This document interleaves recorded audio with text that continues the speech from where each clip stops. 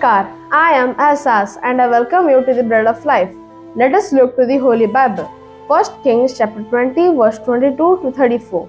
The main idea of the day is the Lord a God of the hills only?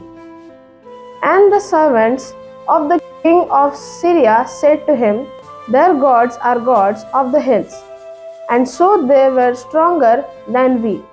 But let us fight against them in the plain, and surely we shall be stronger than they, and muster an army like the army that you have lost, horse for horse, and chariot for chariot.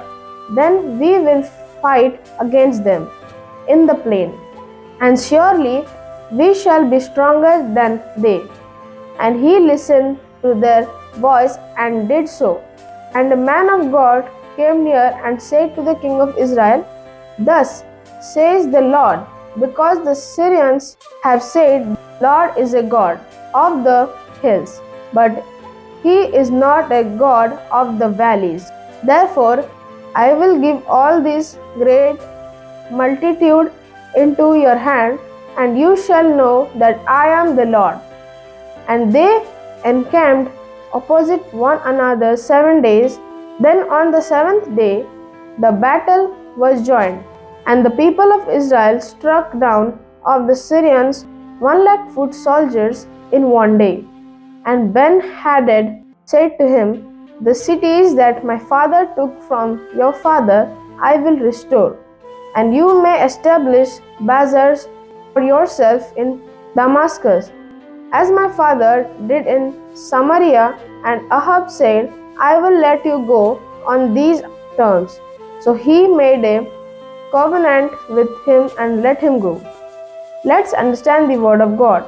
The king of Syria and his servants did not realize that God is the one who decides who loses in battles. They mistakenly thought they had lost because they fought in the hills. They thought because God is in the hills only, they could defeat Israel if they fought in the plain. They led a big army into the plain to fight Israel once again, but God helped Israel yet again to win. Ahab was pleased with another win, so he freed Ben-Hadad, the king of Syria, even though he was caught. Ahab still made decisions of his own without asking God, even though it was the strong and mighty God who had helped him to win again. May the Lord bless us with this wonderful word. Let's pray and practice. Dear God, thank you for your word. God, you are the God of heaven and the earth.